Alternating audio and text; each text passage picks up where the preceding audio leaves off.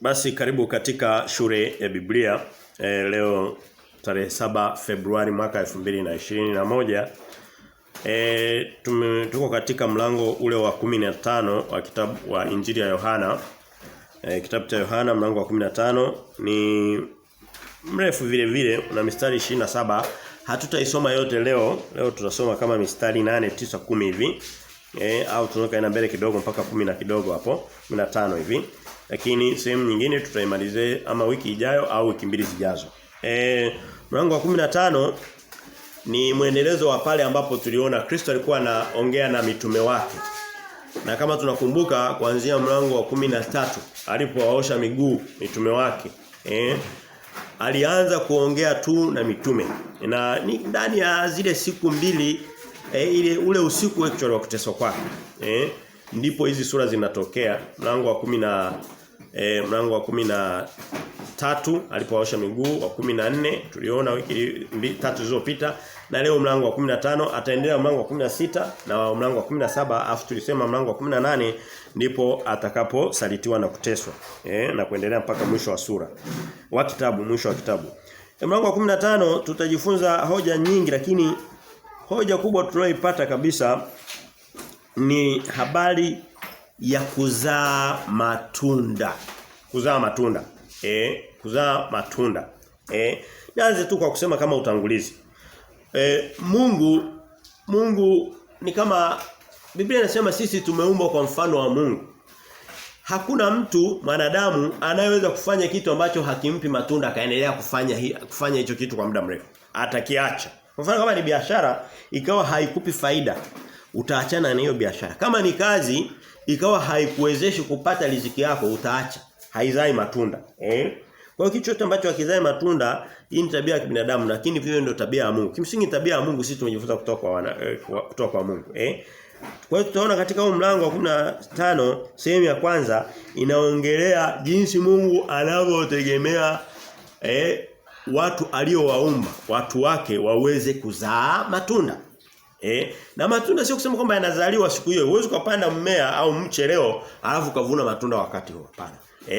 Kwa kawaida kuna hatua za kukua, hatua za kukua. Kwa hiyo Mungu anataka pia tukue, lakini hatima ya kukua kwetu tuweze kuzaa matunda. Tuweze kuzaa. Na tutaona ni matunda gani?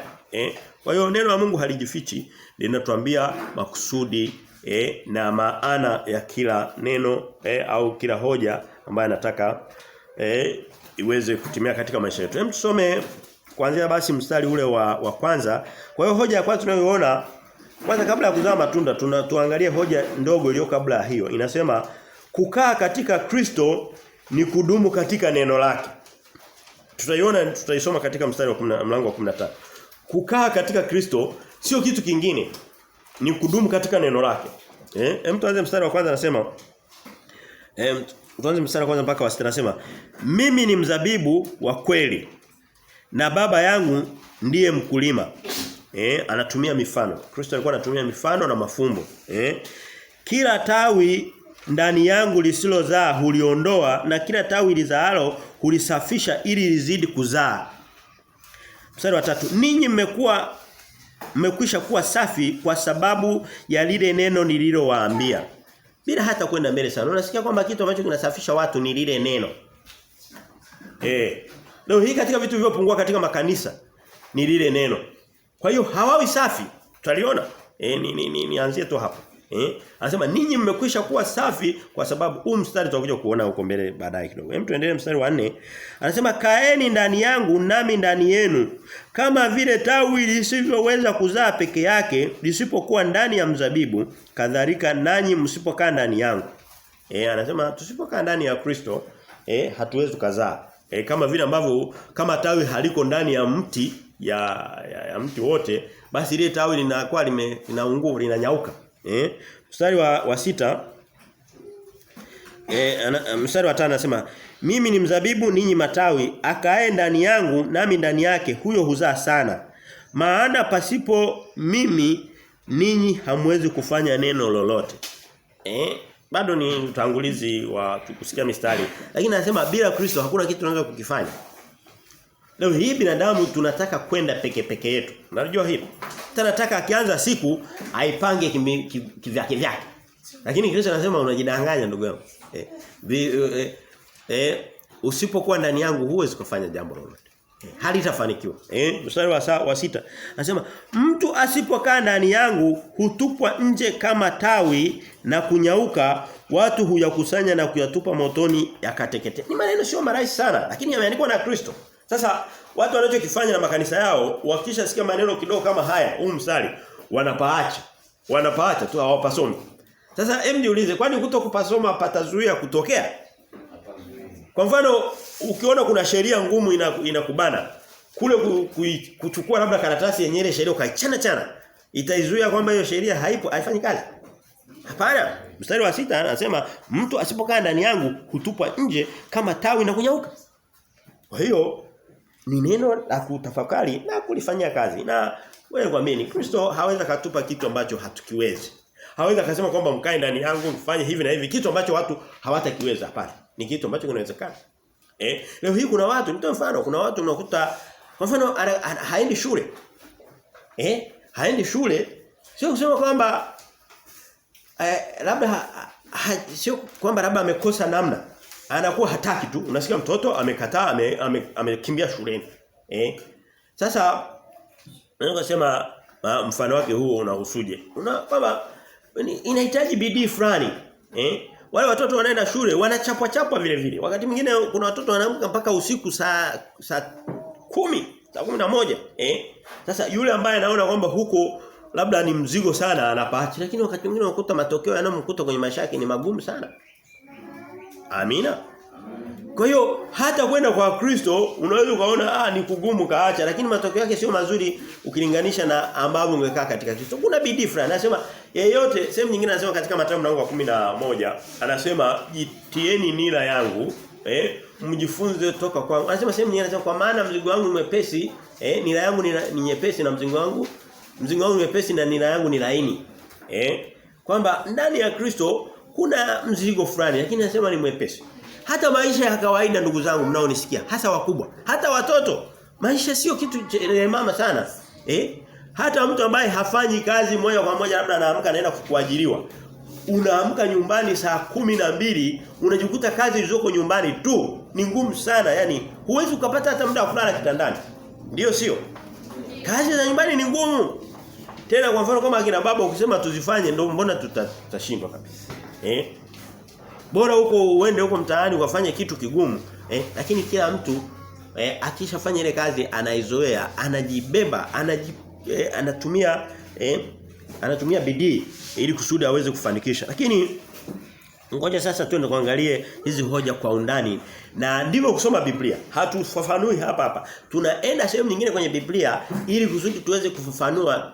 Biblia inasema tukifasiri mambo ya rohoni kwa jinsi ya rohoni. Ukiona unasoma mstari, nenda sehemu nyingine uone ambapo amesema hizo habari. Tunaona sehemu nyingine. Tuanze sasa kutafakari. Hoja tuliyoona ya kwanza inasema kukaa katika Kristo ni kudumu katika neno lake. Hii sehemu tuliyosoma watu wengi wanaielewa, wanakuambia ninatakiwa nikae ndani ya Kristo. Ndani ya Kristo, nimo ndani ya Kristo. Kuna na nyimbo niko ndani ya Bwana, niko ndani. Lakini kukaa ndani ya Kristo ni maana yake ni nini? Kukaa ndani ya Kristo ni lazima haishii kutamka. Tunajifunza na namna ya kutenda. Hakuna kitu kibaya kama kujua vitu kwa kutamka lakini katika kutenda utende.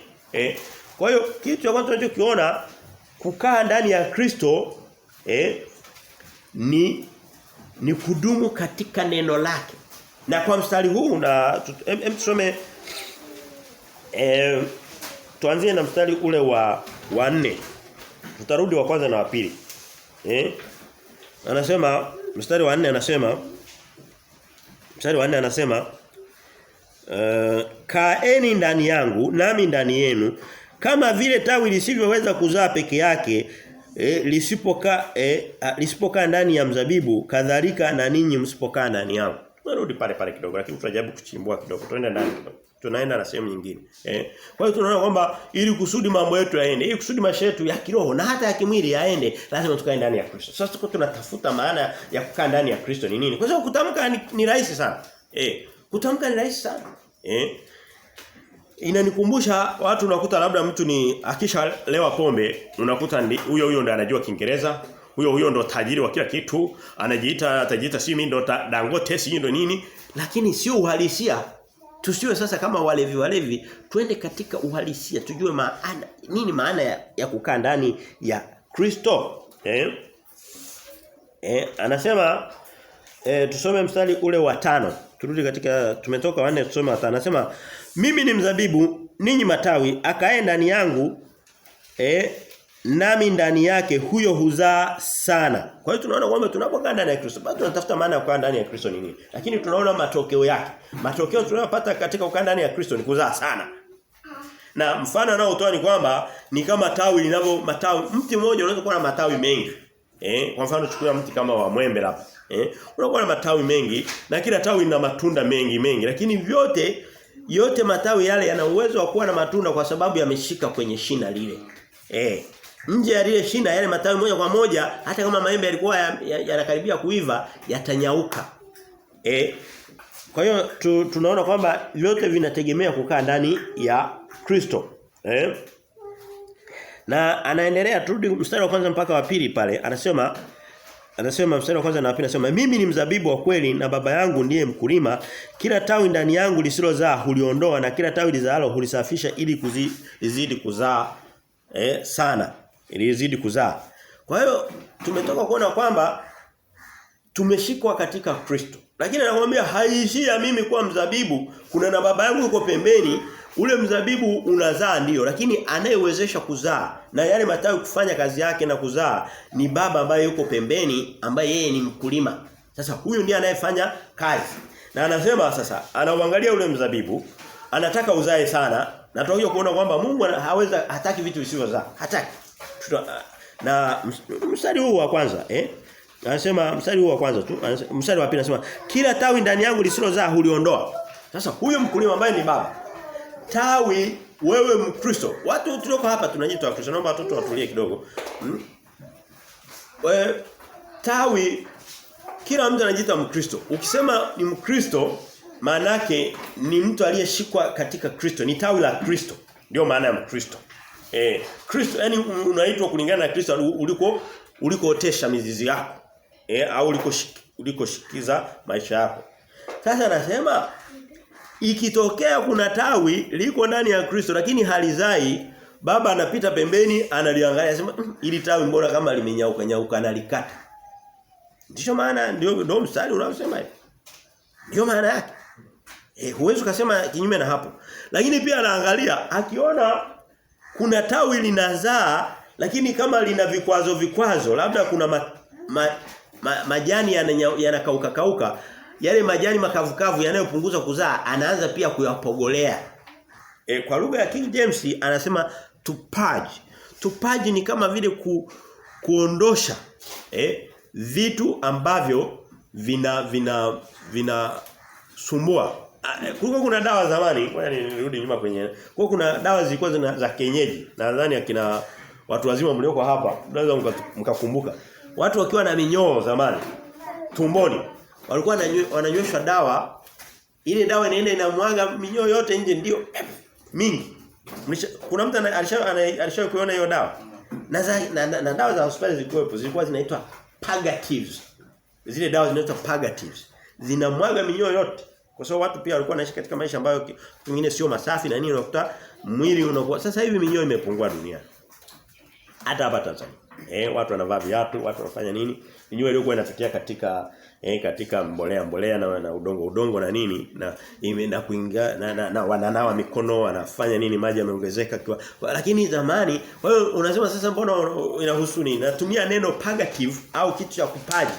Kwa hiyo ni kuondosha. Kwa mfano kama mtoto labda yupo akajikuta ana minyoo tumboni, ili kusudi aweze kukua vizuri inabidi umpe ile dawa imwage ile minyoo aweze kula chakula na kushamiri na kunenepa na kukua. Na Mungu ndicho anachofanya, anasema akiona mti wake matawi yake yaliyo ndani ya Kristo yanazaa lakini yanasumbuliwa, anachokifanya anafanya nini? Anapogolea au anavikatakata au anamwaga ule uchafu wote ili kusudi sasa kubaki matawi mazuri. Kwa mfano, mashamba ya migomba, sisi tunatoka kwenye migomba, ili kusudi mgomba uweze kuzaa, lazima uende ukate yale majani makavu, ubaki na majani machache lakini mabichi mazuri ili kusudi uweze kuzaa vizuri. Ndicho mkulima anachotakiwa kufanya na ndicho baba anachofanya katika maisha ya Mkristo. Amina. Kwa hiyo unaweza kusema sasa ujumbe wake nini? Ujumbe wake ni kwamba lazima tuwe macho. Tuangalie tunamzalia Mungu nini. Unajua kuna Wakristo wengi. Na naomba ukinisikiliza usifikiri kwamba nimekulaumu. Na wala kwanza sijui maisha yako binafsi. Ni kipi? Nini nasema sana neno la Mungu. Mungu aliyeliandika ndiye anajua wewe maisha yako na maisha ya yule na yule. Mimi binafsi sijui. Lakini kwa ujumla maisha yetu ya Kikristo hayazai hata wewe mwenyewe ukakaa chini ukaangalia hivi nimemzalia nini Mungu. Na tutakuja kuona kwenye sehemu ya pili maana ya matunda anayotaka Mungu ni yapi? Tutayaona. Ukiangalia matunda yale uliozaa katika Ukristo wako, unakuta kwa kweli ni kama hakuna, ni kama mti ungedumaa, ungesema ni mti umedumaa haukui. Sehemu nyingine kabisa ni kama umekufa. Umebakiza labda matawi mawili matatu mabichi lakini sehemu nyingine ni makavu.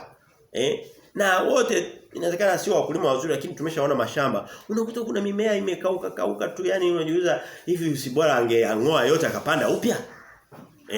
Sasa ndicho kilichoandikwa kwenye Biblia na hatuwezi kuwa wajinga kama makanisa mengi mengine tukaacha kuyasoma eti tu kwa sababu labda yanagusa maisha yetu. Hapana. Ni jukumu letu kwa sababu kwa mfano wiki iliyopita tulikuwa kwenye mlango wa 14. Leo tuko mlango wa 15. Kwa hiyo tunachokuta pale ndio tunakihubiri. Sasa hata kama kitakuwa kinatugusa na naweza kukwambia kulikuwa kuna mbegu Kristo anasema katika Mathayo 13. Anasema kulikuwa kuna mtu alipanda mbegu, baadhi ya mbegu zilianguka sehemu nzuri lakini hazikuzaa kiwango sawa. Kuna nyingine zilizaa 30, nyingine 60, nyingine 100. Ukiona umezaa mbegu 70, 60, weka bidii uweze kuzaa 80, 90. Yaani hatuna mwisho wa kwenda juu. Kwa hiyo hata kama tunazaa tufanye utaratibu tuzae zaidi. Wewe kwambie miongoni mwa matunda ambayo unaweza kumzalia Mungu ni pamoja na kusikia sauti yake. Na tutafika pale baadaye. Ni pamoja. Kwa mfano unakuta kuna Wakristo, hebu niambie Mkristo ambaye anakaa miaka 10, 20 hata hajui vitabu vya Biblia. Huyo Mkristo anazaa matunda? Anazaa matunda wa ndugu zanguni? Lakini wapo mimi kuna Wakristo wengi na ni zaidi ya 80, 90 hajui hata vitabu vya Biblia. Hata ukimwambia mimi nitafutie labda kitabu cha Zefania kiko wapi? Hajui. Achana Zefania ndio jificha. Mwambie Mathayo. Inampa shida. Mwambie Kumbukumbu la Torati yani hajui. Sasa hayo huwezi kuniambia kwa Mungu anaangalia matunda. Sasa wakati mwingine Biblia inasema anaweza akatelekeza lile shamba akaliacha.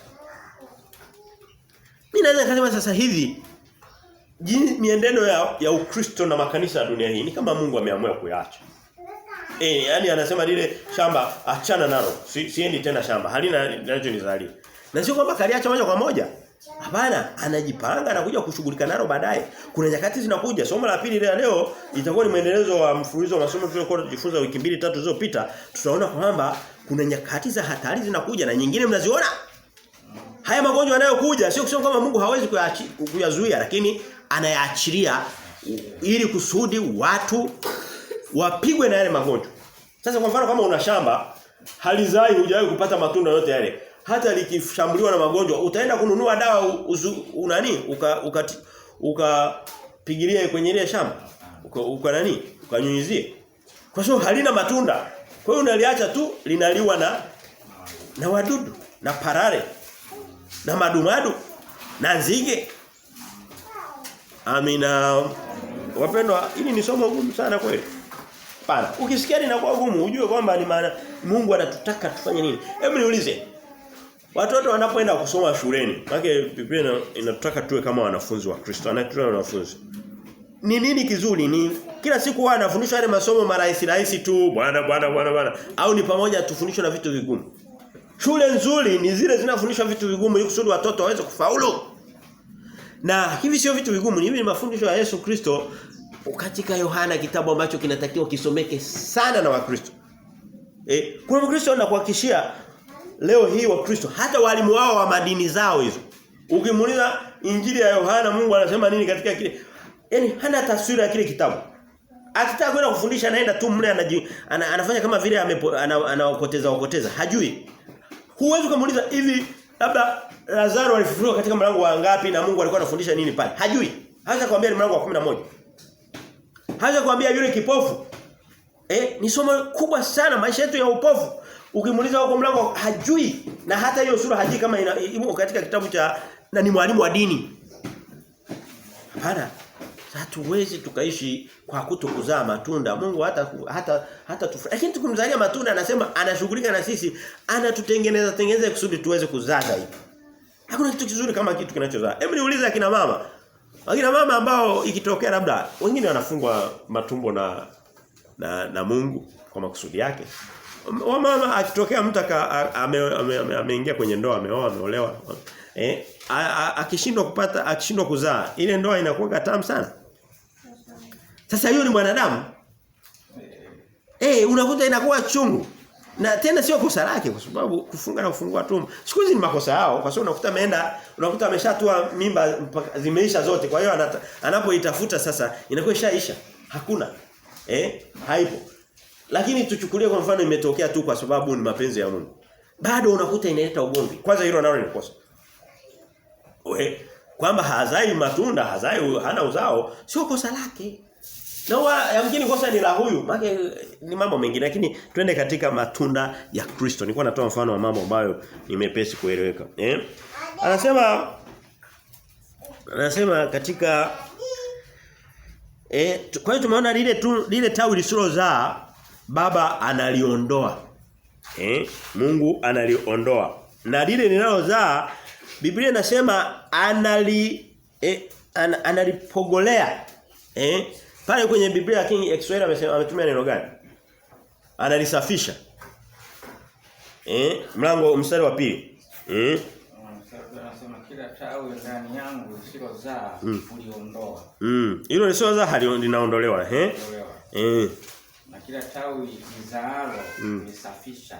Okay. Ili lizidi kuzaa. Ili lizidi kuzaa na kushukuru. Kwa hiyo linaposafishwa, kimsingi katika kusafishwa, hilo ni tawi linalozaa.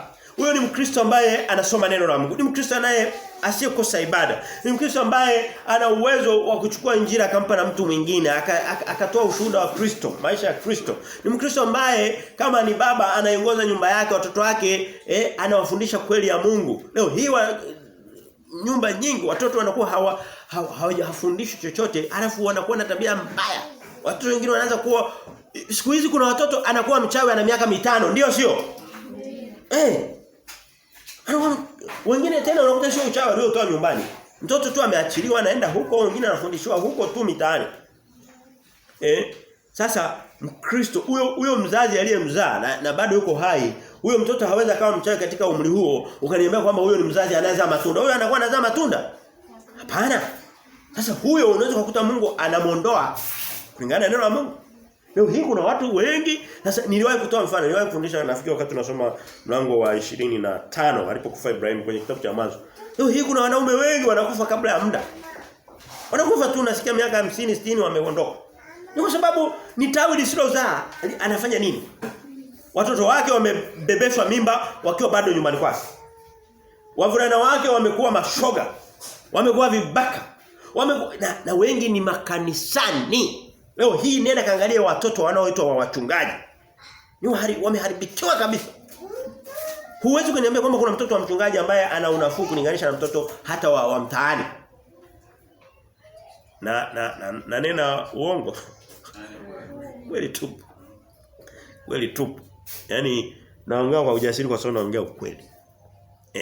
Kwa hiyo huyo akiondoka kabla ya wakati Biblia inasema ni kama ni tawi lisilozaa limeondolewa. Sasa tuje kwenye hili la pili linalozaa. Hili tawi la pili linalozaa anasema analisafisha, ndio tulisema kwenye lugha ya King James anasema to purge. To purge tulisema ni kama kwa mfano mtoto akiwa amepewa au mtu mzima akipewa zile dawa za kumwaga minyozi, purgatives. Sio kusema kwamba anakuwa ana raha. Siku hiyo anakuwa kama yani ni kama yuko kwenye operation fulani. Hata chakula ataacha kula. Hata tumboni atakuwa hana nguvu, hana nini. Hizo dawa siku hizi hazipo. Akina Yomesin, zilikuwepo kwenye mifumo ya hospitali. Yomesin. Ziko nyingine siku hizi hazitumiki. Dawa za siku hizi zimeanza kuwa tamu, ni sukari. Lakini hata dawa kali tu zile za malaria ni chungu. Sasa hiyo ni Mungu anakuwa anasema anazipaji katika kupaji au katika kupogolea. Mtu anapopogolea anakata tawi kavu na jani kavu, lakini anakatia pabichi. Kwa hiyo kama ule mti ungekuwa, na kwa sababu mfano ni mti lakini ni tawi, lakini anaongelea mwanadamu. Maana yake kuna vitu vitaumia pale. Na utakuta ule mti umetoa kama uteute, ni mfano kama wa damu. Ni kama anafanya operation, anatoa kidonda. Sasa katika kutoa kidonda na katika kutoa vitu vilivyokufa, lazima kile kinabaki kisafi, lakini sio wakati wa kufurahi. Wakati mwingine maisha yetu Mungu anayasafisha kwa maumivu fulani. Anaweza kukuletea katabu fulani. Hebu ngoja niulize. Mtu akitokea akawa anaumwa. Na mtu ambaye ni mzima buheri wa afya na yuko salama kabisa, anaweza katoka akawa anaenda kwenye vilabu vya pombe, kwenye kumbi za muziki. Ni yupi ambaye ni rahisi kusikiliza neno la Mungu? Huyu anayeumwa au huyu ambaye ana afya nzuri, ana kiburi cha uzima? Anayeumwa. Wakati mwingine Mungu anaweza kaleta kaugonjwa ili kusudi aweze kuondosha ile hali ya kutokumsikiliza, upate kuweza kumsikiliza. Huko ndo kusafisha. Huko ndo kusafisha. Twende katika kitabu cha Wakorintho wa pili, mlango ule wa Wakorintho wa pili 2:3. Wakorintho wa pili 2:3 anasema, tusikilize anavyosafisha Mungu wakati mwingine. Wakorintho wa pili 2:3 anasema Wakorintho wa pili 2:3-4 anasema, nami naliwaandikia neno hilo ili nijapo nisitiwe huzuni na wale ambao ilinipasa kuwafurahia, nikiwatumaini ninyi nyote kwamba furaha yangu ni yenu nyote pia. Maana katika dhiki nyingi na taabu ya moyo niliwaandikia na machozi mengi, si kwamba mhuzunishwe, bali mpate kujua upendo wangu nilio nao kwenu jinsi ulivyo mwingi. Ni hoja iko tofauti kidogo lakini inafanana. Paulo anawaandikia Wakorintho. Anawaambia aliwaandikia barua, ni kama amewahubiria fundisho gumu. Anasema walihuzunishwa na hakuwa na lengo wahuzunike, alitaka waweze kukua. Soma pale anasema mstari wa 4 anasema, maana katika dhiki yangu na taabu ya moyo niliwaandikia na machozi mengi. Wakati anawaandikia waraka mgumu hakuwa anafurahia. Na Mungu anapokuwa anamsafisha mtu ili kusudi aweze kuzaa zaidi, labda anamsafisha kwa kumletea ugonjwa kama aliyomletea Ayubu. Ayubu alipoingia na alipotoka hapakuwa sawa. Baada ya ugonjwa alipanda viwango sana katika utakatifu wake.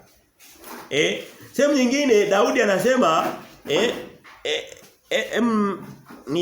nisomee, sasa nilikuwa sikuandaa lakini nisomee Zaburi ya 119 mstari wa 71. Wakati unautafuta Zaburi ya 119 nimeukumbuka tu hapa mstari wa 71. Watu wanaona kwamba Paulo anasema alikuwa katika majonzi akawaandikia, na hakuwa analenga kuwaumiza, alikuwa anawapogolea ili kusudi wasafishike. Kama umeupata naomba usome Zaburi ya 119 mstari wa 71. Nitasoma kama ilivyoandikwa. Ilikuwa vema kwangu kuwa naliteswa nipate kujifunza amri zako. Umesikia maneno? Daudi anasema ilikuwa vema kwangu kwamba naliteswa ili kusudi niweze kujifunza amri zako. Daudi aliteswa hakuteswa? Je, anasema ilikuwa kitu kibaya? Hapana. Sasa maneno kama haya yamepingana na fikra za kibinadamu. Yamepingana na fikra zangu kama mimi na za kwako. Na tena walioko huko nje ndio kabisa wanaona hii mistari walitakiwa hiyo karatasi waende kwenye Biblia waichane. Sasa kwa sababu hawawezi wakaichana, wanachokifanya wanaiacha kuisoma. Wakati mwingine sehemu nyingine anasema Yakobo, ngoja niende pale. Yakobo na tuliwahi kusoma. Some Yakobo, hii mistari yote ilikuwa sikuandika lakini naona Roho wa Mungu anaileta hapa. Kwa hiyo ikija sitaizuilia.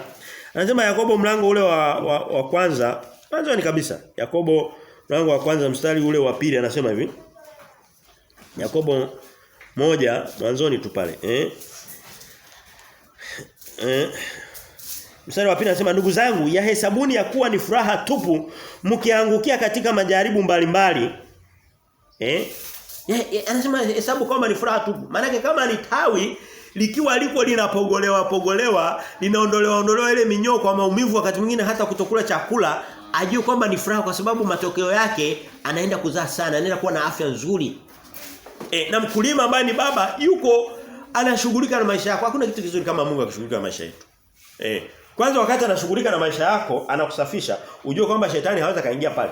Hivi Mungu yuko katika maisha yako anashughulika na kusafisha ili kusudi uzae. Shetani ataingia pale tena? Atakimbia. Anakimbia. Japo unaweza kupata maumivu mawili matatu kwa sababu mkulima yuko kwako anachonga vitu, lakini shetani anakaa pembeni. Amina.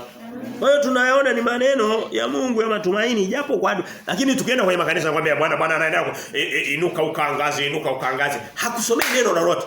Anakudanganya mdomoni. Acha tukakubali haya maneno. Tutayasema. Tutawaambia hao watu. Tusome katika kitabu cha Ibrania mlango ule wa 12:5. Anasema hivi. Ibrania 12:5 anasema hivi. Ibrania 12:5. Maneno ya Mungu ni mazito. Sijasogea kabisa. Natamani niwe nimesogea.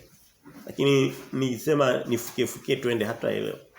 Naomba twende tu polepole tutafika. Anasema Waebrania 12:5 mpaka 8 anasema hivi.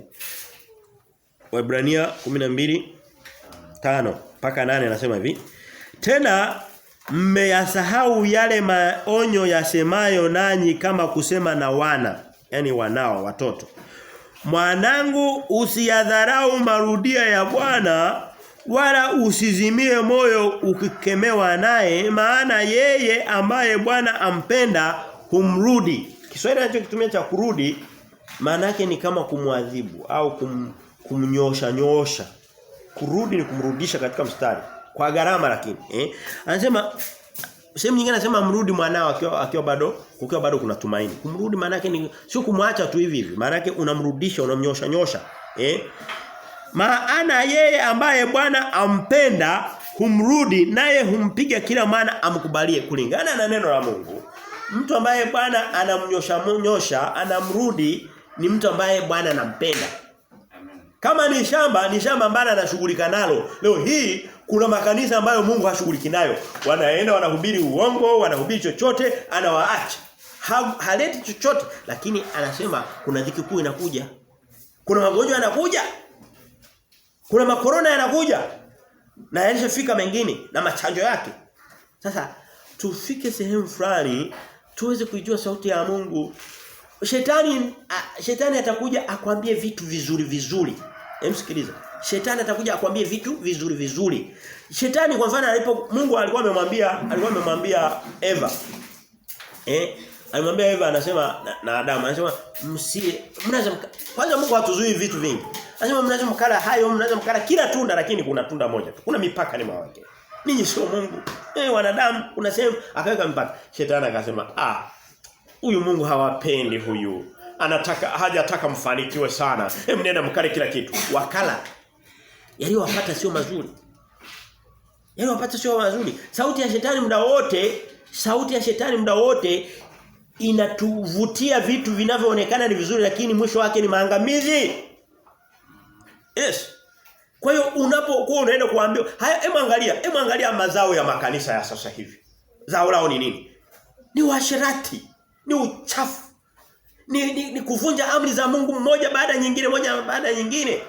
Kwa sababu hawataki kwenda kusoma kwamba Mungu ni mkulima ambaye anaenda na kusafisha shamba lake ili kusudi liweze kuzaa. Leo hii ukitafuta uvaaji wa mtu wa makanisani hayo na mtu wa msikitini anavaa vizuri, ndio sio? Sasa Hebu niambie faida gani sasa ya kwenda kuvaa kama kahaba? Maana yake ni Kristo gani unamhudumia, unamtumikia sasa? Lakini sana sana tuambiwa Mungu anawabariki. Muinuka uangaze. Njooni mkafanikiwe. Kila mtu akakutane na muujiza wake. Ukikubali kudanganywa, wadanganywa mwenyewe. Lakini anakokupeleka ni kwenye maangamizi, ni sauti ya shetani. Shetani haweza. Kristo alipitia msalabani. Ilikuwa ni mpango wa Mungu, haukuwa mpango wa Mungu. Ilikuwa mpango wa Mungu, si ndio? Lakini ilikuwa ni sehemu tamu sana kupita. Sehemu nyingine nasema Bwana, ikipendeza, ikiwezekana kikombe hiki kinipisha. Wakati mwingine tunapokuwa katika mapenzi ya Mungu, unaweza kupitia katika kipindi. Hata marafiki wanaweza wakati mwingine wakakukataa. Amina. Hakuna kitu kibaya kama wakati mwingine marafiki kukukataa. Anasema huyu inaonekana mienendo yake kidogo haifanani na kumbe Mungu yuko anakusafisha. Leo hii unaweza kukuta mtu ni labda ni na Biblia inasema tumeona kwenye ile mistari turudi pale kidogo. Haanzi kusafisha mtu hivi. Anasema anaangalia kwamba hili tunda limeanza kuzaa. Haanzi kulisafisha tu kwamba liende likazae. Hapana. Anasubiri lianze kuzaa ndio anashughulika nalo. Anasema na kila tawi lizaalo hulisafisha ili kusudi lizae zaidi. Hasafishi tu tawi ambalo halizai. Ninachokuambia anza kuzaa matunda fulani. Anza kusoma neno la Mungu. Na kuhakikisha ukiwa unasoma neno la Mungu kila siku sura moja. Kila siku sura moja kwenye kitabu kimoja. Haraka kuna vitu ambavyo Mungu ataanza kusafisha kwenye maisha yako. Ataanza kuondoa marafiki wanaokufundisha ulevi, wanaokufundisha uchafu, wanaokutumia message chafu. Wakati mwingine maisha ya mizaha tu. Hebu angalia message hizo ya kwenye simu za wanadamu. Ni mizaha tu. Wewe uliyemshonea fulani, fundi huyu, Mungu anakuona. Ni mizaha tu. Biblia inasema usilitaje bure jina la Mungu. Kwa hiyo anasubiri akiona kwa mfano umekuja kwenye kanisa hili ambalo linahubiri, sio wengi wanaweza kuja kukaa hapa na kuhakikishia. Ndio ukweli. Kwa Mungu hiyo ni hatua ya kwanza ni katunda kamezaliwa. Hujafanya chochote, tukule kuja kusikiliza kuwa tayari kujifunza hapa. Anasema sasa kwa sababu ameanza kuzaa katunda ka kwanza, hebu ngoja nianze kumsafisha. Wakati mwingine anaanza kaanza kukutenga na marafiki wabaya, wewe moyoni utaanza kuumia, useme ananiumiza. Utaanza kuona kwamba unarudiwa na Mungu. Sasa Mungu nimeenda kanisani najifunza halafu badala ya kupata marafiki ndio wameondoka. Kumbe Mungu yuko anaondoa wale. Watu wengi wanaharibiwa na marafiki. Mungu anataka tuwe na marafiki lakini marafiki wazuri. Tuwe na marafiki. Na mara nyingi lazima wawe ni marafiki pia wanaofanana na sisi. Ukiona una rafiki wa mtu wa duniani ndio kabisa mnapeana hoja zenu na siri zenu na nini, uangalie upya. Huwezi kuzaa matunda katika ile hatua hata siku. Amina. Amen. Naomba tujikaze tuyajue haya maneno.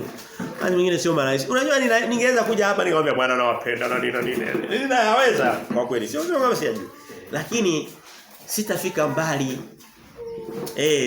Tukidumu katika Kristo, anasema mtakaa katika pendo langu kwa muda mrefu. Kristo hana mwisho. Anasema mimi nimekuja kusudiwa na uzima na kisha na uzima tele.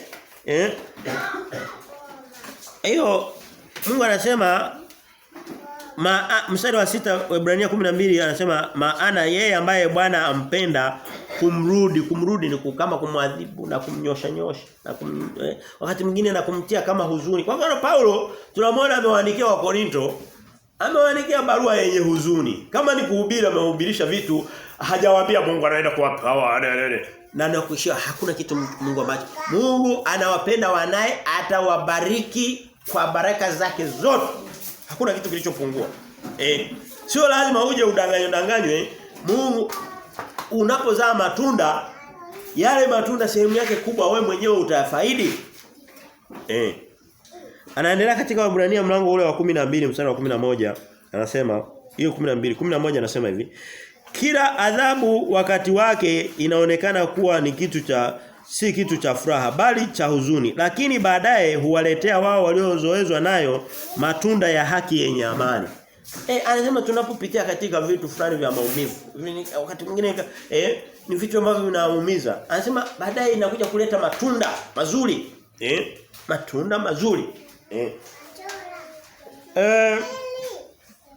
Kwa hiyo tumetoa mfano mtu labda ni labda ni mtu ambaye anasoma neno la Mungu, anamsikiza Mungu, anapeleka neno la Mungu, anahubiri watu, anapeleka injili, watu wanaokolewa, lakini bado ana kaudhaifu ka ulevi. Akawa analewa. Wapo wengi tu. Akawa anakunywa pombe zake. Sasa manake ameanza kuzaa matunda, lakini huu ulevi Mungu anaona inabidi aupogolee. Anaweza akaleta wakati mtu amelewa, kwa sababu mtu anapokuwa amelewa haoni vizuri, akamletea hata ajali. Ikamletea maumivu ili kusudi kile kitu akikumbuka achukie ile pombe asilewe tena. Inaweza katokea kitu kama hicho, natoa kama mfano. Sina maana kwamba ndivyo itakavyokuwa. Anaweza kaleta tatizo ili kusudi katika hilo tatizo uchukie ile pombe usije ukanani. Sasa ukitoka pale ile pombe ikipungua katika maisha yako, matunda uliokuwa unazaa yataongezeka zaidi. Ni mfano naotoa. Au mtu anaweza kawa ameanza kumtumikia Mungu, lakini akawa anaishi katika maisha ya uasherati, ni binti, ni kijana. Au anaishi katika maisha ya uzinifu, ni mke mume aliyeoa na kuolewa. Lakini anamtumikia Mungu, anasoma neno la Mungu. Hivi vitu haviondoki haraka, nasema ukweli. Na vikiwa bado vipo usijichukie. Wewe usiondoke tu kwa Mungu. Atashughulika navyo pole pole. Wewe usiondoke. Usubiri. Yeye anasema mimi ni mkulima, nikishaona kuna tawi linaanza kunizalia lazima nilisafishe. Atakachokifanya anaweza katika ule uhusiano mbaya unaoitwa wa mchepuko, anaweza akamfanya yule mtu akakamata ugoni pale. Ile aibu atakayoipata akaacha milele. Akajikuta ameenda kuzaa matunda mara 2-3. Kwa Mungu ni faida. Kwa wanadamu ni maumivu makubwa. Lakini vile vile tujue Mungu watu wake hawaaibishi. Anaweza kaleta kitu ambacho hakitakupa aibu. Mungu hana tabia ya kuaibisha watu wake.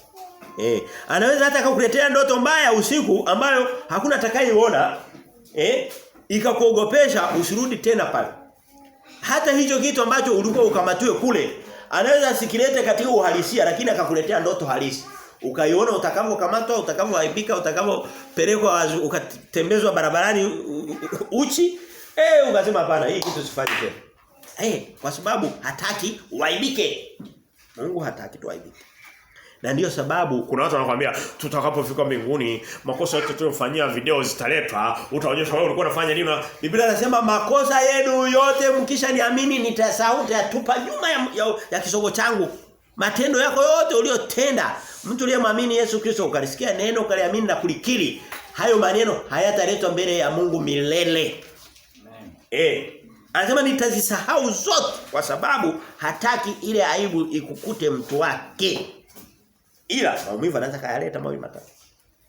Lengo ni ili kusudia kutakasa, ili kusudia kukuze. Kwa hiyo ni mifano tu kadhaa lakini iko mingi. Sasa tutamalizia sura hii, sehemu hii ya maandiko kwa kwenda sehemu nyingi nyingine. Si kama tutamaliza, ni nyingi nyingine. Mungu anapoangalia faida ya kuzaa matunda na kuwekeza katika pale ambapo panamletea faida. Mungu ni kama mfanya biashara. Na tutaona tuanzie katika mfano wa mfanyabiashara wa Mungu. Tuende katika Mathayo mlango ule wa 25 tuone Mungu alivyokuwa mfanyabiashara. Unaweza kusema sasa mbona wafanyabiashara wengi wanakuwa kama watu wajanja weziwezi? Hapana, wale wanamwiga Mungu, lakini Mungu ni mfanyabiashara mwenye utakatifu, msafi. Lakini anataka apate faida katika shughuli anazozifanya. Nasema katika kitabu cha Mathayo mlango ule wa 25 Mathayo 25 kuna watu walipewa talanta. Si mnakumbuka? Ilikuwa biashara zaidi. Mathayo 25 tuanzie mstari wa 24 mpaka 27 anasema hivi. Mathayo 25:24 anasema hivi. Akaja na yule aliyepokea talanta moja akasema, Bwana, nalitambua ya kuwa wewe mtu mgumu, wavuna usipopanda, wakusanya usipotawanya. Ni sana mtu anasema mimi sijapeleka injili, najua kuna wainjilisti wengine watapeleka. Mungu anasema hapana, wewe nakutaka upeleke hata kama kuna wengine wanapeleka, mimi kote nataka faida. Amina. Huyu mtu alikuwa mlegeaji au mtegaji. Sikiliza alichofanya. Anasema wavuna usipopanda. Mstari wa 25, basi nikaogopa, nikaenda nikaificha talanta yako katika ardhi, tazama unayo ile yako, anamrudishia alichompa. Alimpa talanta moja, anamrudishia moja, anasema niliogopa. Leo hii Wakristo wengi wanaogopa kupeleka injili kwa sababu ya kuogopa. Amina. Wanafanana na huyu mtu aliogopa. Hapana, usiogope. Usiogope, uko pamoja. Lazima usiogope. Sitakuacha, sitakupunguza. Niko pamoja na wewe. Usiogope. Na ukiona unaogopa, tembea na mtu ambaye ni shujaa, haogopi.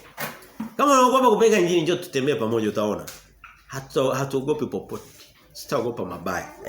Anaendelea mstari wa 20 anasema bwana wake akajibu akamwambia, wewe mtumwa mbaya na mlegevu, ulijua ya kuwa navuna nisipopanda na kusanya nisipotawanya, basi ilikupasa kuiweka fedha yangu kwa watoa riba, nami nikija ningaliipata iliyo yangu na faida yake. Mungu anatafuta faida, atafuti faida. Alimsifia hakumsifia, kimsingi alimnyang'anya. Akasema nilikuwa nimekupa ile talanta nilikupa Ukristo nilikupa neno la Mungu na kunyang'anya, utaenda uwe mlevi, uwe kama usilikuwa na Biblia unasoma kidogo sasa utaacha kusoma, utaelewa moja kwa moja. Kuna watu wengine wanaingia makanisani, anakaa kidogo baadaye anaharibika nyuma zaidi alivyokuwa. Amenyang'anywa talanta kwa sababu aliitunza ikabaki bila faida. Naomba usiogope, ni maneno mazuri ya Mungu. Mungu pia anatupa muda. Tunaona kwamba pia Mungu hategemei kwamba ukianza kupandwa leo uzae kesho, pana. Anajua kwamba unahitaji muda. Twende sehemu nyingine, twende katika Luka mlango. Tuzani kwenye Mathayo baadaye kidogo. Twende katika Luka, tuchakate Biblia yetu. Twende katika Luka mlango ule wa 13. Mstari wa Luka 13 tusome mstari wa 6 mpaka 9. Tutakuwa tunalinganisha hii hoja inakopatikana. Luka 13:6-9. Na labda sitapata muda wa kuongelea aina ya matunda Mungu anayoyataka, lakini baadhi nimeshasema. Hakuna tunda kubwa sana zaidi ya kuisikia kwanza sauti ya Mungu. Kusikia neno la Mungu bila kulikataa. Watu wengi wanataka kusikiza neno la Mungu ili pale tu linapo waambia wanachokitaka. Likiwaambia wasichokitaka wanalikataa. Kwa mfano Biblia inasema wanawake wasivae mavazi ya wapasao wanaume na wanaume wasivae mavazi ya wapasao wanawake. Maana yake Biblia inasema wanawake wasivae suruali, wanaume wasivae sketi. Hivi wanaume wakivaa sketi wanapendeza? Ndicho Mungu alichosema kwenye Kumbukumbu 22:5. Sasa wakiona hiyo sehemu haiwapendezi wanaifuta. Hawaisomi. Sasa Mungu kule kusikiza neno lote la Mungu bila kulibagua, anakuambia ukweli ni tunda kubwa. Sasa Mungu akishasema, huyu anasikiliza neno la Mungu, sasa ninataka lisiishie kusikiliza, nataka liende likawafaidi na watu wengine. Unajua vitu vyote Mungu alivyotupa hataki tuvitumie peke yetu. Hata pesa anataka ukikupa umpe na mtu mwingine afaidi. Mungu hapendi ubinafsi. Kwa hiyo tusome Luka 6 Lucas, nimesema Luka ngapi? Luka 10 Luka 13:6.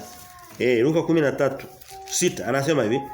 Kwa 13 kuanzia 6 anasema hivi, akanena mfano huu, mtu mmoja alikuwa na mtini umepandwa katika shamba lake la mzabibu, akaenda akatafuta matunda juu yake asipate, akamwambia mtunzaji wa shamba la mzabibu, tazama, miaka 3 hii naja kutafuta matunda juu ya mtini huu nisipate kitu. Ukate mbona hata nchi unaiharibu? Akajibu akamwambia, bwana, uache mwaka huu nao hata ni upalilie, maana yake ni safishe. Huyu ni mkulima huyo, ni utilie samadi, nao ukizaa matunda baadaye vema, la usipozaa ndipo ukate. Unaona kwamba haachii vitu vikae tu. Lakini pia alisubiri mwaka wa kwanza. Akakuta hauna matunda. Akasema labda ngoja tuangalie mwakani. Akaenda mwakani akakuta haujawa na matunda. Akasema ngoja tena. Anatupa muda. Anatupa miaka. Kimsingi Mungu anatupa miaka 3 tuanze kumzalia matunda makubwa. Na humo katikati huwezi kuanza kuzaa matunda leo kama jana hujaanza kutoa majani mazuri au maua mazuri. Kwa hiyo aanze kuona pole tunahama kidogo. Amina. Hiyo ndio kweli. Huwezi kuipata sehemu nyingine. Ukiipata mara chache sana. Ukiipata ipokee. Utakapoipata kama hii ipokee. Lakini ndio kweli. Kwa hiyo unaona kwamba hakuachia ule mti usizaezae matunda. Huwezi kuniambia Wakristo wanaoenda makanisani ni watamanifu, hawataki kusoma neno la Mungu, wanaenda mbele wanakuambia wanasema maneno mazuri mdomoni tu. Kwanza mtu anayenena asitende ni mnafiki, Biblia inasema. Hayo yote ni mazao ni matawi yasiyozaa au ni mitini isiyozaa matunda. Mungu anasema anaipa muda wa kwanza na wa pili na tatu, baadaye anaongezewa na muda wa ziada. kwenye wacheza mipira zamani nilipokuwa bado naangalia mipira zamani. Kuna muda unaongezwa baada ya muda wa kawaida. Yaani baada ya muda umeshaisha kucheza wanaongeza dakika kama 2 au 3. Huyu mtu aliongezewa mwaka wa 4, lakini kimsingi alitakiwa awe ameshazaa ndani ya miaka 3. Kaongezewa na mwaka wa 4 na akapaliliwa. Sasa hapo ndipo atajua kwamba sasa ni mtoto. Sasa kama tuko kwenye hatua ya mwaka wa kwanza tuangalie kama mwaka wa pili tutafanya nini. Kama tuko kwenye mwaka wa pili tuangalie ndani ya mwaka wa 3. Kama tuko ndani ya mwaka wa 3 tuangalie, lakini tujue kwamba zaidi ya miaka 4 Mungu hakuachilia. Ndicho kilichoandikwa humu. Ndio kimeandikwa. Siwezi nikapompindisha maneno huko. Kazi yangu kubwa yamkini nilala macho siku 3-4 kutafuta hii mistari. Kupata mafundisho haya sio kazi rahisi sana. Wakati mwingine mimi macho yangu yanaishi na usingizi. Sipati muda wa kulala. Kusudi nijue kweli. Naambia ukweli hata macho yangu hayaoni vizuri sasa hivi. Right. Kwa hiyo tunaona kwamba Mungu ana muda ameupanga. Hem tuende haishi hapo. Hem tuangalie tusome kutoka katika kitabu cha Mathayo. Sehemu fulani tuko kwenye Mathayo. Twende kwenye Mathayo mlango ule. Unaona kwamba vyote ni katika matunda na kuleta faida na faida. Mungu sio mtu wa hasara. Hem tusome Mathayo mlango ule wa 21 mstari ule wa 18 na 19. Mathayo 21 18 na 19. Maneno haya unaweza ngoja awe mengi katika fahamu zetu yatajenga kitu fulani katika maisha yetu. Yatatupa ujasiri fulani. Ukijisikia huna nguvu usikate tamaa. Wewe mtumainie Mungu. Ukisikia chochote unachosikia kinakuwa kigumu, wewe mtumainie Mungu tu. Bado Mungu anakupa muda wa kuendelea kushughulika na atakusaidia wewe mradi tu tusifunge masikio kuacha kusikia sauti yake. Anasema Mathayo mlango wa 21 mstari ule tusome mstari ule wa 40 na mstari wa 18 anasema hivi. Mathayo 10 anasema hata asubuhi alipokuwa akienda mjini aliona njaa, akaona mtini mmoja kando ya njia, akauendea asione kitu juu yake ila majani. Huo mti ulikuwa umestawi. Kama ni Mkristo alikuwa na sura nzuri tu. Alikuta kuna mti wa mtini una majani. Miti ikishakuwa na majani inapendeza. Lakini kosa lake ilikuwa hauna matunda. Hakuna kitu kibaya kuna miembe mingine unaweza kukuta imestawi vizuri lakini hakuna na ni msimu. Hakuna embe hata moja. Yale majani hayasaidii chochote. Labda wakati wa kujifukiza nasikia unaweza kujifukizia lakini si mpaka wakati wa kujifukiza. Watu wanapanda mwembe kusudi waweze kujifukiza. Sio matumizi yake. Wanasema akakuta majani na alikuwa na njaa anatafuta faida. Akauendea asione kitu juu yake ila majani, akauambia yasipatikane matunda kwako tangu leo hata milele. Maana yake huu mti kosa lake ilikuwa ni nini? Ni kwamba ulikuwa na majani. Kosa lake ulikuwa hauna matunda. Ulibarikiwa huu mti. Unadhani Yesu alikuwa anahubiri habari za mimea au alikuwa anaongea habari za binadamu? Ni habari za binadamu. Yes, of course, ni habari za binadamu. Sasa tusifikie hatua fulani, lakini naamini huu mti ulikuwa ushakaa muda mrefu. Hapakuwa na muda tena wa kusubiri mwaka wa 3, wa 4 na kunani. Ulikuwa ushapitiliza labda mwaka wa 5. Tusifikie hatua ya mwaka wa 5 ambapo hatupati tena nafasi. Tusome kutoka katika kitabu cha Mathayo hiyo, mlango wa 21 hiyo. Tusome mstari ule wa 43. Anasema, kwa hiyo muda wote tusipoona faida, tusipoona matunda, tusipoona mazao unaondolewa. Leo hii kuna watu akitokea labda mke wake hazai anampa taraka. Mnishasikia hizo habari? Anamuondoa. Kutokuzaa tu ni kosa kwanza. Lakini ni mwelekeo ule lakini sasa ni kosa kwa sababu yeye si anaweza uzao ni wa Mungu. Biblia inasema mlango wa 21 Mathayo mstari wa 40 anasema kwa sababu hiyo nawaambia ufalme wa Mungu utaondolewa kwenu nao watapewa taifa lingine lenye kuzaa matunda yake. Tunaona kwamba watu wasiozaa matunda Mungu anaendelea kuwabeba tu. Hapana. Je, hili ni somo langu mimi? Amina. Somo ni la kwangu hili au ni la Biblia? Ni somo la Biblia. Tumshukuru Mungu kwamba anaweza akatuunganishia maneno yakatujenga na akatupa muda wa kuyaishi. Akatupa muda wa kuyaishi. Tusome kutoka katika kitabu cha. Kwa hiyo tunaona ndani ya Mathayo tu peke yake tumeona sehemu nyingi tena bado hatujafika mbali. Tusome Mathayo mlango ule tusome Mathayo 3:10. Mathayo 3:10. Ndani ya Mathayo tu peke yake. Hapa tuko tunalinganisha ile hoja tunaona kwenye mlango wa 15 wa Yohana. Tunaona Mungu anaongea tena katika katika mazingira tofauti. Lakini hoja ile ile inajirudia mara nyingi. Huwezi kukuta somo la sadaka kwenye Biblia Kristo analirudia hivi. Lakini ukienda makanisani wanaweza kukuhubiria sadaka mwezi mmoja unaweza kuona na Jumapili 4 au 5. Zote katika 5 zile ukakuta zote ni sadaka. Kitu ambacho Kristo hata hajawahi kukihubiri. Lakini hiki amekihubiri mara ngapi? Lakini kwao si kitu cha maana. Kwao ni akina nani makanisa? Bwana anawapenda. Tuamke usiku tuanze tukamwombe Mungu sana ni usiku ndo anasikiliza. Unaweza kufikiri Mungu analala mchana. Mungu halali. Mathayo mlango wa 3 mstari wa 10 Biblia inasema Mathayo 3:10 Biblia inasema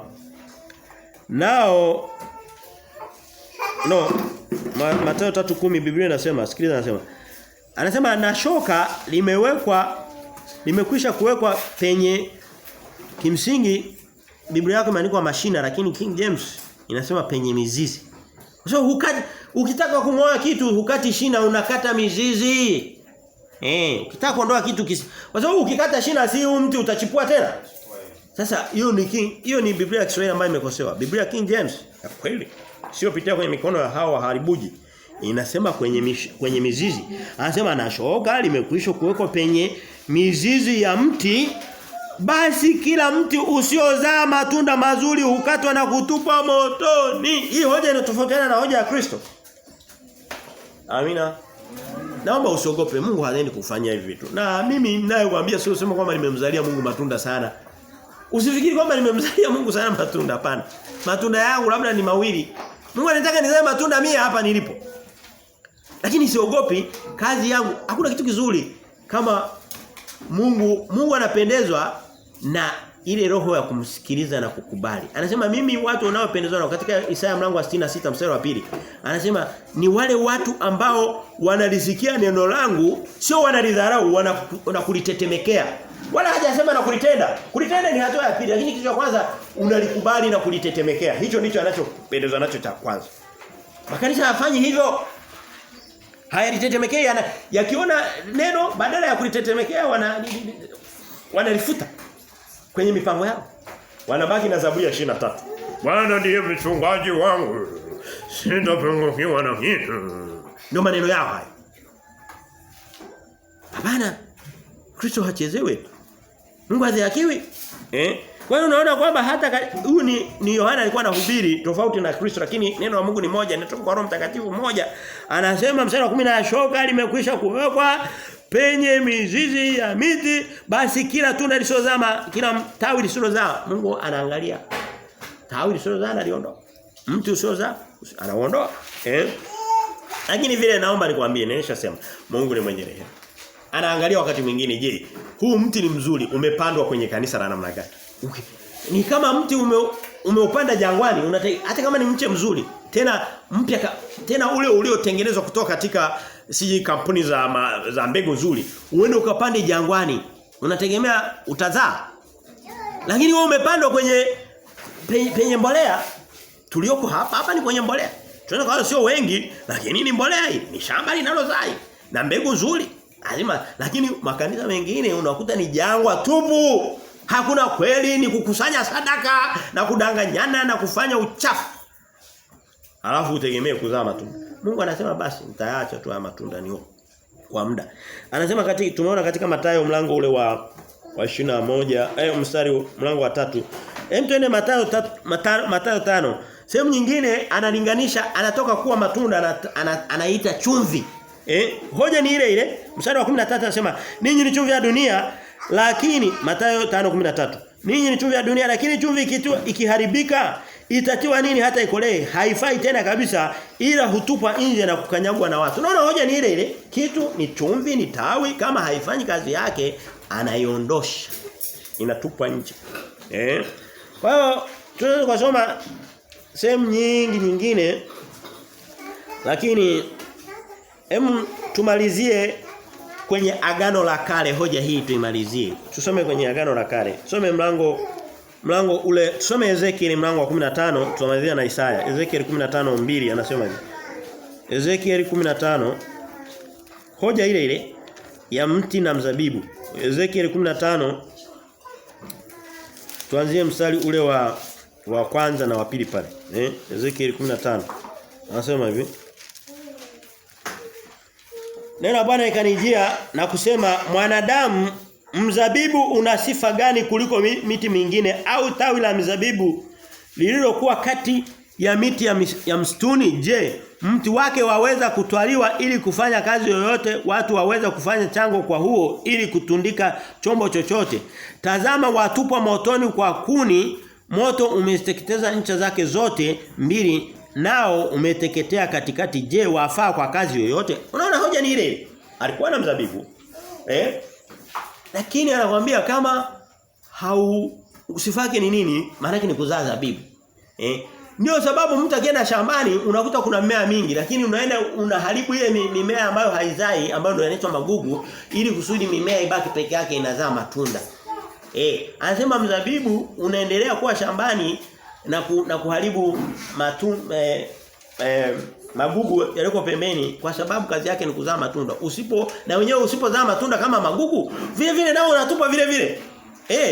Mkristo umewekwa ili kusudi ubarikiwe na Mungu, ukue ulindwe na Mungu, lakini usipofanya hivyo unafanywa kama dunia vile vile, kama magugu. Unapitia matatizo kama yale ya watu wa dunia. Kwa sababu hukufanya ulichotegemea. Twende tumalizie katika muda umeenda. Tumalizie katika kitabu cha Isaya. Ni sura nzima ya Isaya mlango wa 5, lakini nitagusa sehemu ndogo tu. Isaya 5 anasema hivi. Isaya 5 anasema, mstari wa 5 anasema, kuanzia mstari wa kwanza anasema, Isaya 5 anasema, nimwambie mpenzi wangu wimbo wa mpenzi wangu katika habari za shamba lake la mizabibu. Unaona habari ni za mizabibu. Mpenzi wangu alikuwa na shamba la mizabibu kilimani penye kuzaa sana, akafanya handaki kulizunguka pande zote, akatoa mawe yake, akapanda ndani yake mzabibu ulio mzuri, akajenga mnara katikati yake, akachimba shinikizo ndani yake, akatumainia ya kuwa utazaa zabibu, nao ukazaa zabibu mwitu. Ili shamba lilimletea faida, lakini ilikuwa ni shamba la mizabibu. Anaendelea. Na sasa enyi wenyeji wa Yerusalemu nanyi watu wa Yuda, amueni na wasihi kati ya mimi na shamba langu la mizabibu. Je, ni kazi gani iliyoweza kutendeka ndani ya shamba lakini langu la mizabibu ambayo sikuitenda? Basi nilipotumaini ya kuwa litazaa zabibu, mbona limezaa zabibu mwitu? Mstari wa 5.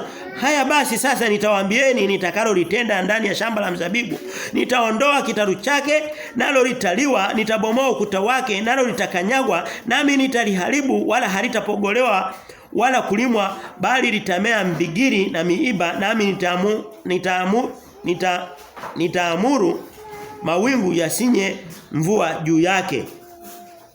Alikuwa na baadaye anaeleza, anasema hili ni maana yake hawa ni Wakristo. Baadaye anasema hili ni taifa langu la Israeli, na katika agano jipya taifa la Israeli ni mtu yote aliyemwamini Yesu Kristo.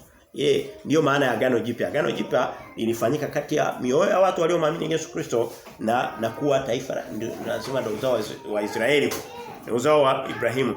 Je, hili shamba lilitimiza makusudi ya Mungu? Aliliacha? Na ndio sababu akaondoa taifa la Israeli. Leo hii katika miji ya dunia inayoongoza kwa ushoga, mji wa kwanza nadhani ni San Francisco ulioko California, Marekani. Nimefika pale kwa bahati. Wa pili ni mji wa Tel Aviv, mji mkuu wa Israeli. Miji ya mashoga. Dhambi kubwa kabisa. Sio dhambi, ni matokeo mabaya, dhambi mbaya. Mungu aliondoa kitaru chake pale. Haliwezi kazaa tena matunda mpaka yaote upya katika Yesu Kristo. Mungu tunakushukuru kwa neema na fadhili zako. Asante kwa neno hili Mungu. Naomba maneno haya Mungu yasiwe magumu katika mioyo yetu. Ukatusaidie Mungu. Tunaishi pia katika jangwa. Mungu, hata kweli yako imefichwa. Tuomba basi hata hii kidogo, Mungu wa mbinguni, kwa rehema na huruma zako ukatutendee yaliyo mema hayo.